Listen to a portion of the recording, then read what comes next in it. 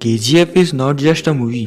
ये एक इंसान की इमोशनल जर्नी है जो कि हमें एक बहुत ही इमोशनल क्लोजर भी देती है। और इस मूवी की कहानी का पूरा फोकस होता है सिर्फ और सिर्फ रॉकी पे। ये मूवी अगर थोड़ी वीक होती है तो उसका सबसे बड़ा कारण है कि ऑडियंस का इस मूवी से बहुत ज्यादा एक्सपेक्टेशन होना। KGF चैप्टर 1 ने ऑलरेडी एक ऐसा बेंचमार्क सेट कर दिया है जिसे ओवरकम कर पाना is not a very easy job. मेरा ऐसा मानना है इस फिल्म को ज्यादा वो लोग एंजॉय कर सकते हैं जो कि ट्रूली रॉकी फैन है, या फिर वो लोग जो लोग गैंगस्टर मूवीज देखना पसंद करते हैं। अगर मैं अपनी बात करूँ तो हाँ, मैंने इस मूवी को एंजॉय किया है, बस इस मूवी के उस कार चेसिंग सीक्वेंस को छोड़कर। इसके बारे में डिटेल में बात करेंगे, लेकिन उससे पहले इंट्रो।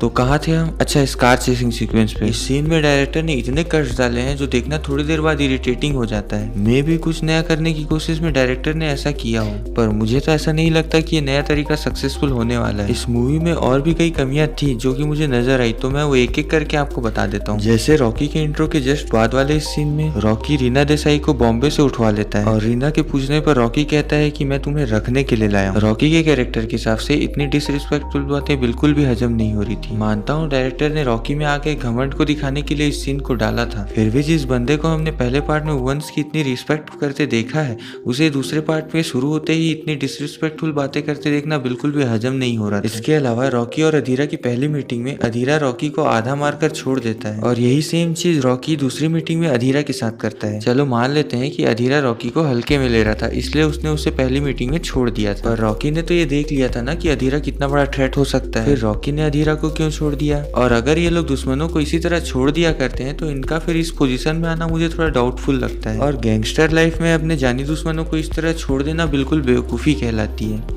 इसके अलावा रॉकी इतने सारे गोल्ड के साथ बोट पर अकेला होता है और किसी के दिमाग में भी ये बात नहीं आती कि पूरी बोट ना उड़ाकर अगर सिर्फ रॉकी को उड़ा दे तो इतना सारा गोल्ड भी मिल सकता है। इसके अलावा कुछ ऐसे सीन्स भी हैं जिनके कारण मूवी थोड़ी खिंची हुई लगती है, जैसे वो पुलिस स्टेशन में रखी गाड़ियों को उड़ाने वाला सीन। मानता हूँ कुछ सीन्स रॉकी के कैरेक्टर को बिल्डअप करने के लिए मूवी में डाले गए हैं, पर क्योंकि ऑलरेडी हम इस सीन को ट्रेलर में इतनी बार देख चुके थे कि थिएटर में फिर से ये सब होते देखना थोड़ा बोर कर रहा है। पहली मूवी से अगर कंपेयर करें तो इसके डायलॉग पंचेस भी थोड़े हल्के नजर आते हैं। इसके अलावा मूवी एक छोटा सा सीन है जहां रीना प्रेग्नेंट होने के बाद रॉकी को बताने के लिए रॉकी से कहती है कि माँ आई है। अब मैं आपको इस छोटे से सीन की डेप्थ बताता हूँ, क्योंकि ये सुनकर रॉकी के मन में बस एक ही ख्याल आता है कि अब मेरी बारी है, अब मैं उनकी सेवा करूंगा जैसे उन्होंने मेरी की थी। और मेरा ये मानना है कि ऑडियंस में बैठे कई लोग इस सीन से रिलेट कर गए होंगे और इस मूवी में ऐसे इमोशंस भर भर के डाले गए हैं जो कि इस मूवी का एक बहुत प्लस पॉइंट है। आजकल इतने डीप मीनिंग वाले सीन्स बहुत ही कम मूवी में देखने मिलते हैं। ओवरऑल ये मूवी बहुत अच्छी है और मैं इस मूवी को थिएटर्स में देखने के लिए रिकमेंड करूंगा।